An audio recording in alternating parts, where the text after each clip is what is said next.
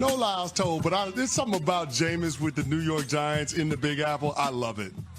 You mean television star Jameis Winston? Yeah, that's Professor. Hey, having Jameis Winston in New York City, I don't know about him playing quarterback, but having him around, it's going to be entertaining, no doubt. He might be great at the podium. I just don't know how great he'll be for your New York Giants on the field. Well, at least they have a quarterback under center that they can say, you know what, we're not a joke if this guy is operating our offense to start the season. What?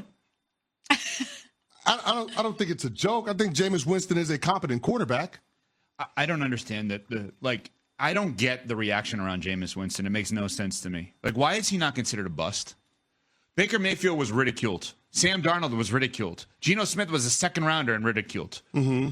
This is his fourth team, so maybe he's going to get the fourth team. Like everybody, those three guys on their fourth team were great. Sure. Jameis Winston has been bad everywhere he's been. Why is he was the number 1 overall pick in the entire NFL draft. What, because he changed his personality now and everybody thinks he's funny?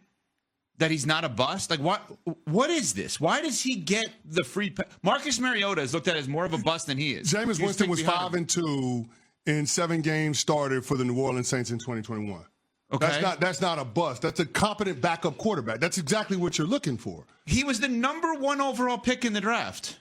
Yeah, and he didn't live up to expectations. That's fair. But that doesn't mean that this guy can't play quarterback. He's a competent quarterback. I know. So as far as competent quarterbacks go, the Giants can do worse. They got Jameis Winston. Okay, great. That means that they're probably going to be in the quarterback business early on in the draft with the 3rd overall pick if they don't move up. I'm just saying, Geno Smith was looked at as a laughingstock for years. Because he got punched in the face by Ike Benale, and then he disappeared with the Chargers and the Giants for years. And then it's like, oh, my God, he's good with the Seahawks. And then he just got traded to the Raiders, and now everybody's excited. Like, Geno Smith has been excellent in the league for the last however many years. He was a 2nd-round pick.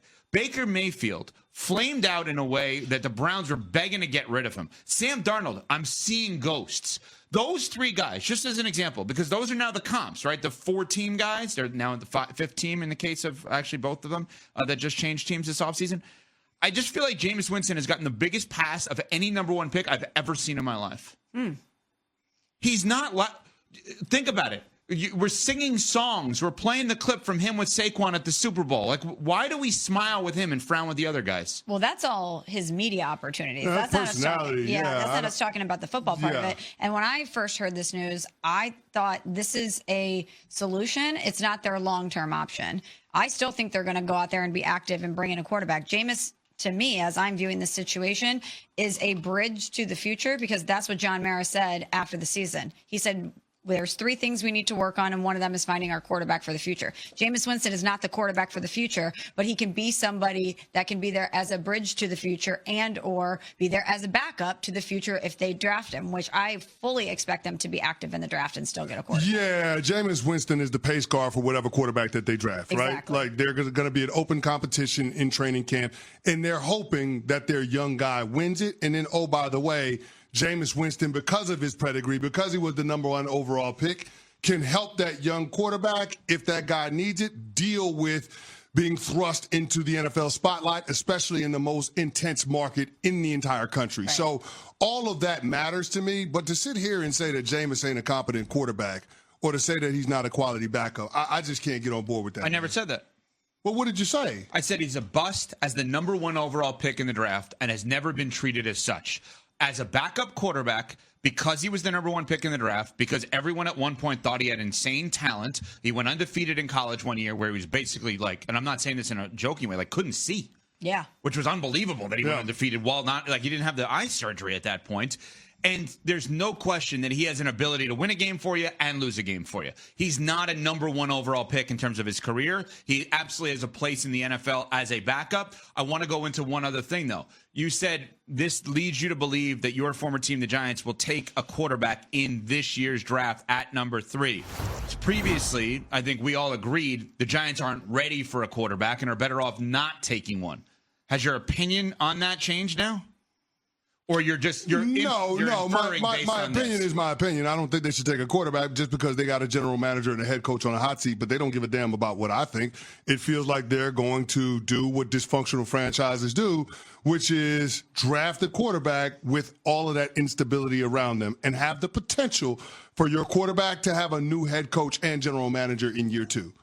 As the Chicago Bears, is that the formula for success in terms of developing your franchise quarterback? Not ideal. It's not. So that's the part where I can't get on board with the Giants' game plan. Now, it doesn't mean that I don't like the quarterbacks at the top of this year's draft. It doesn't mean I don't think those guys are capable of being franchise quarterbacks. It's just that it's clear and obvious what the Giants are doing now. They're telegraphing their intentions at the top of this year's draft because it doesn't make any sense to me for them to continue to be in the veteran quarterback market, knowing that they re-signed Tommy DeVito and they signed Jameis Winston. Mm-hmm. It doesn't make sense to then go out and get yet another guy that is just an option at quarterback rather than the solution at quarterback. So to me, it's clear that the New York Giants are planning on taking one of those signal callers at the top of this year's draft. The only question is, are they going to take that guy at 3, or are they going to try to move up higher to get their choice of QBs? So suggesting maybe going number 1 to get Cam Ward? That's the only way you can guarantee it, right? But with the inactivity that we've seen from Tennessee, how can we think that they're not going to stay put there now? So that's a gamble for the Giants is what I'm saying. No, it's a gamble, but between the two programs, which one feels like the more desperate situation?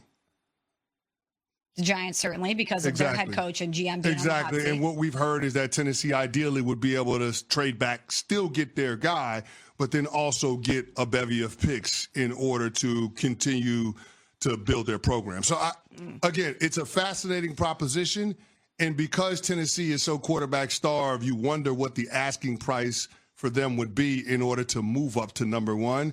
It just comes down to how much conviction Brian Daboll and Joe Shane and, quite frankly, John Mara have on the quarterback that they think is going to be their future guy. Let's play into this or read into this for a second. So based on what you just said, your suggestion would be even if you were interested in Russ, he's off the board now because of the Jameis signing. What sense does it make to have Russell Wilson and Jameis Winston a part of this team? It doesn't. I don't think he's off the board, though. Okay, he might not be off the board, but I'm just asking what sense does it make? If you're doing what you just said, which is don't draft the quarterback, there's your QB depth chart. You have Russell Wilson. If he doesn't work out, you use Jameis Winston. You still have Tommy DeVito as the fan favorite, right? But let's play this out. Let's just say Russ is not. So why even bring back Tommy DeVito? That doesn't because for fans, for appearances. So we're going to save a roster spot for fans. I think so.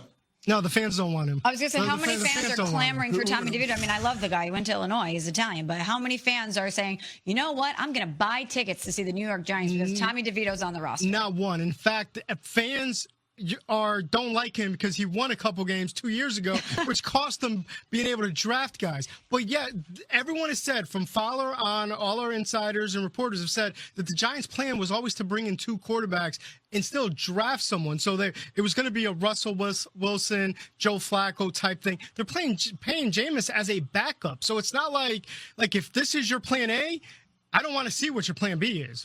Well, they still could bring in Russ. But hold on. Let me just play this out for a second. This is what I was going with. So let's just say the Titans take Cam Ward 1. Mm-hmm. Not a stretch.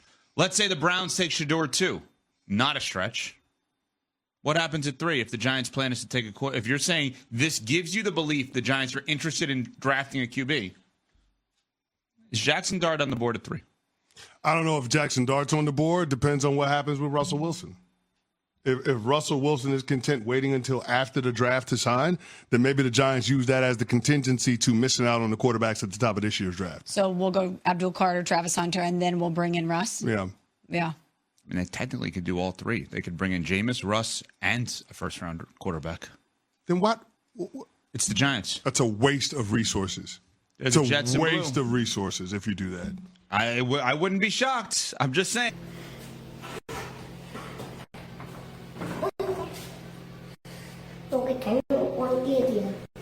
Xin chào tất cả mọi người đã quay trở lại với kênh của mình. Ngày hôm nay mình sẽ tiếp tục hướng dẫn các bạn câu tượng. Tượng hôm nay của mình sẽ có tiêu đề là con vượn. Các bạn hôm nay tượng của mình sẽ có tiêu đề là con cáo. Bây giờ mình sẽ bắt đầu tô. Con người tô cái con đi một tổ.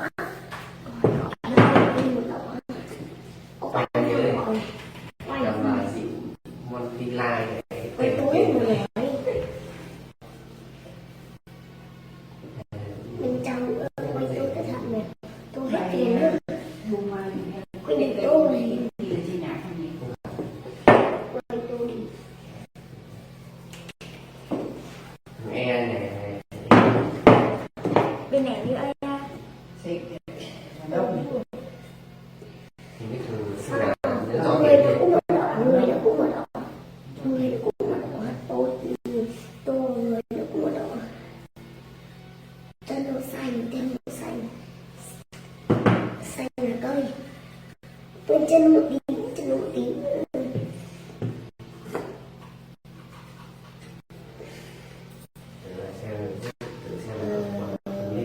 Mắt nó cũng mở đỏ, mắt.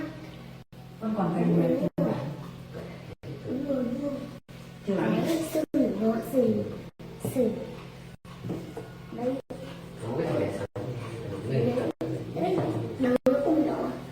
Mưa là sẽ ăn mặn.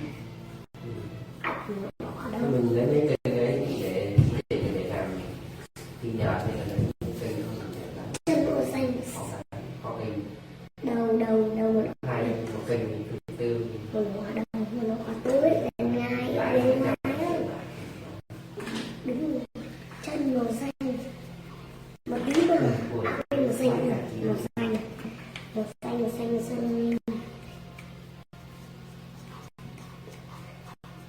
có anh tôi về ngoài Hình như những để không làm biết. người nó đỏ hết người nó đỏ người Cái đầu để cho nó đỏ hết luôn. Con gì tôi nghe đi phải đen tôi hết mình nó đỏ đi còn chân nó là xanh đừng tô chân nữa đừng tô chân đuôi nó cũng đỏ đuôi